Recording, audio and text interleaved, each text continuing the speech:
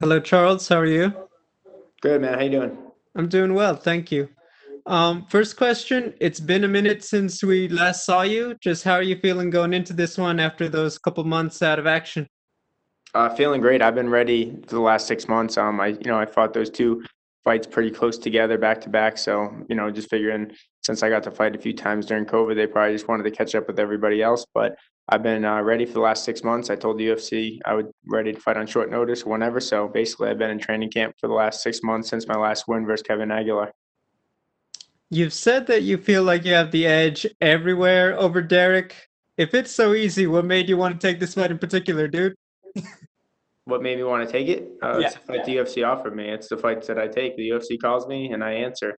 I've never turned down a fight with the UFC. I've been offered, multiple fights on short notice over the years. My first UFC fight, 5 days notice against Dennis Seaver. I was 9-0 with 9 first round finishes coming into the UFC. I took my first UFC fight on 5 days notice in Stockholm, Sweden, against the number 9 guy in the world, Dennis Seaver. So that's who I am.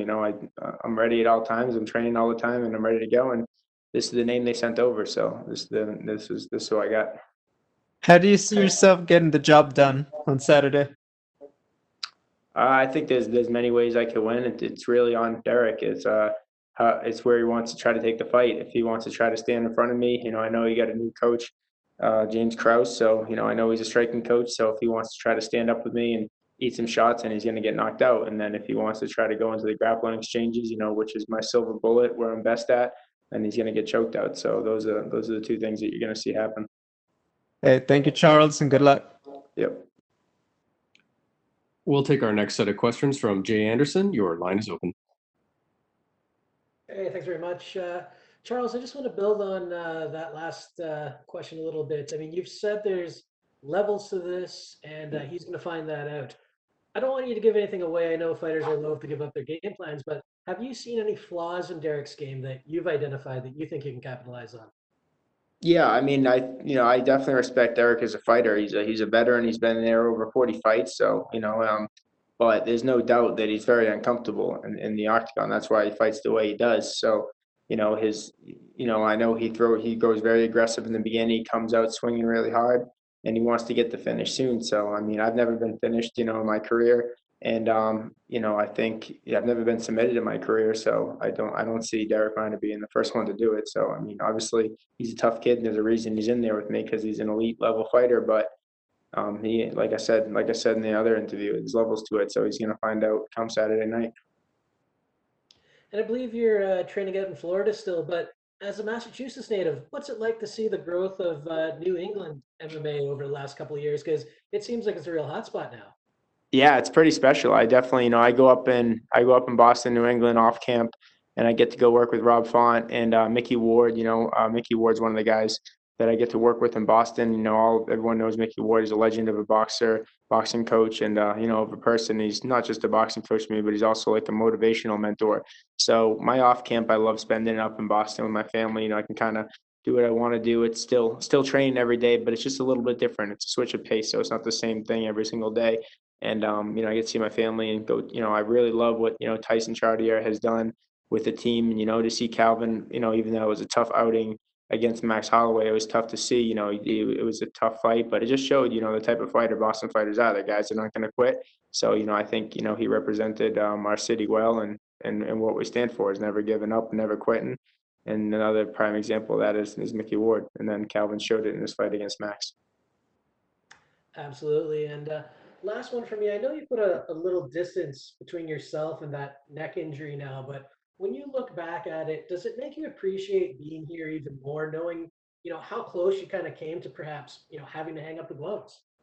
Yeah, that's been a pretty inspirational part of my career. Like, I kind of thought coming into the UFC being 9-0 that I was just going to go straight to a world title, and that's really what I believed. I came in undefeated into the UFC. It was super, super, just like I thought that was what it was going to be. But when the story changed, so when the story changed, and then all this is just this is just the way the story is supposed to be, and this is the way the story is going to be written. Is just even more of an inspirational comeback, come back from a 2-year neck injury.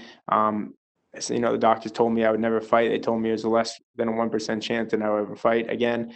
And I told the doctor that I'm a 1%er. You know, all these guys that are fighting in the UFC, including Darrick Minner and all the guys that I've ever fought, are the 1% of people that make it to this level. So I told him that I was okay with that 1% chance, and I was going to move forward with it and to do the surgery and to get back. And I did it. And then I came back and set the record for most wins in the Boston Garda with a first-round finish over Manny Bermudez, and most all-time wins in Boston of all time, passing Conor McGregor. So, you know, I'm really happy I didn't give up. And like I said, going back to everything of the way I was raised, even though I live in South Florida, being raised in Boston is, you know, that gave me that mentality, you know. So take a lot of pride in that.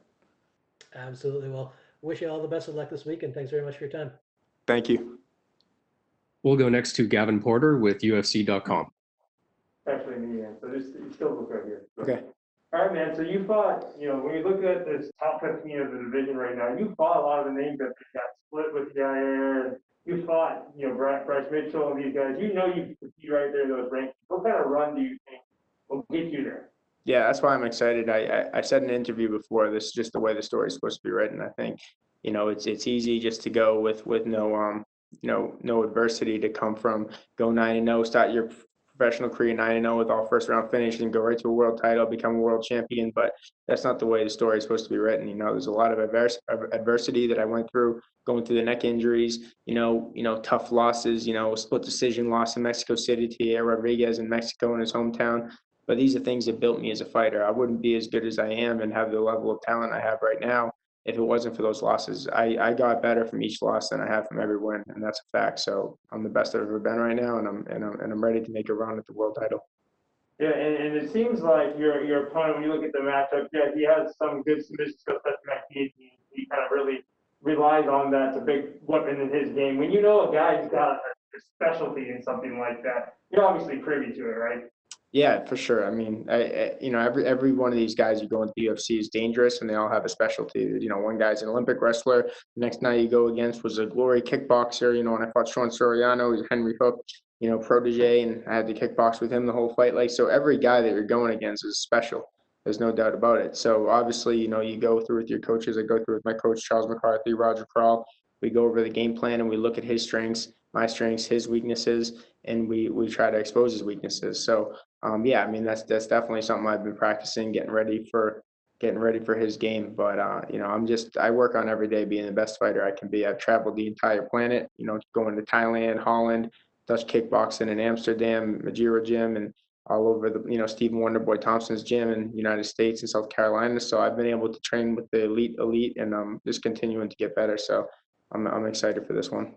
Right. So, and last one for me is, you know, when you walk away from that octagon on Saturday with the victory, what type of performance would you be proud of? What do you want to display on Saturday that you can walk away with your head high as well as your head? Man, I mean, I want to be able to pass the merit test, knowing that I went in there and gave 100%. Like, win, lose, or draw, that's always. I know that, like, I can look myself in the mirror when I wake up in the morning, and I look in saying, hey, I did everything I could possibly do to prepare for this fight.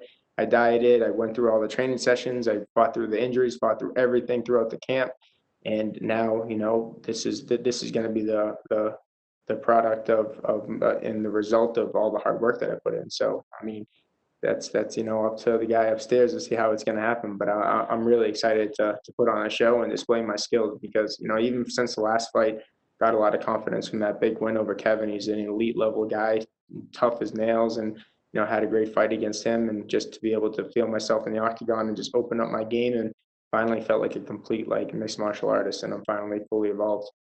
Great, man. Well, we can't wait to see you there on Saturday. Awesome, man. Thank you. All right, thank you very much, Charles. You're all set.